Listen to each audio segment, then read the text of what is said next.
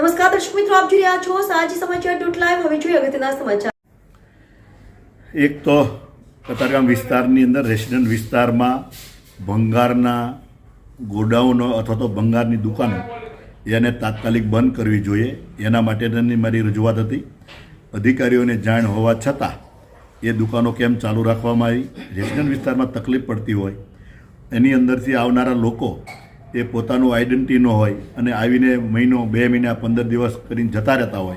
જ્યારે એવી કોઈ ઘટના બને ત્યારે પોલીસને પણ એને શોધવામાં તકલીફ પડતી હોય છે. જેથી લઈને આને બંધ કરવા જોઈએ એ મારી રજૂઆત હતી. અને એને કીધું કે ભાઈ 7 દિવસમાં અમે નોટિસ આપીએ છીએ.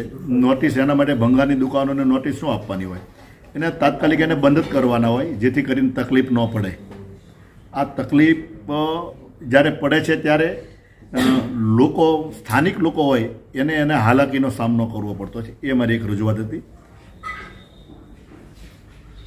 અમારે ત્યાં આગળ 5 વર્ષ પહેલાં અંદાજિત એક ઘટના એવી બની હતી કે બહારથી કોઈ આવેલી વ્યક્તિ તેના આ પ્રકારનો ધંધો કરતી હતી અને એને એક નાબાલિગ દીકરીને ફસાવીને ત્યાં લઈ ગયા હતા. અને એને અહીંની સુરત પોલીસ 48 કલાકની અંદર શોધીને એ જંગલ વિસ્તારમાંથી શોધીને લાવી હતી. અને ત્યારે બહુ ગંભીર રીતે એ મુદ્દો અમે એ જોયો છે. એટલે ફરીથી કોઈ એવી ઘટના ન બને અને અજાણી વ્યક્તિઓ રેસિડન્ટ વિસ્તારમાં પ્રવેશ ન કરે અને એનાથી લારીવાળા હોય એનાથી રેકી કરતા હોય છે વિસ્તારમાં. મારી તો વિનંતી એ પણ છે કે સોસાયટીની અંદર આ પ્રકારના લોકોને પ્રવેશ અંદર નહીં કરવા દેવો જોઈએ, જેથી કરીને આવી ઘટનાઓને ટાળી શકાય.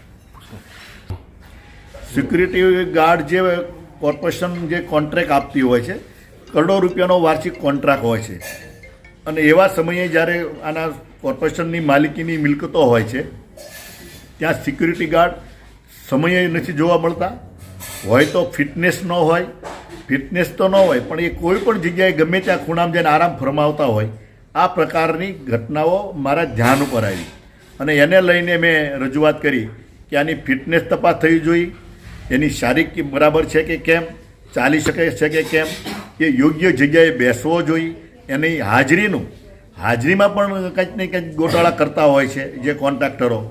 2 જે ગાર્ડ્સ ફાળવવાની જગ્યાએ એકમાં એ ચલાવી લેતા હોય છે.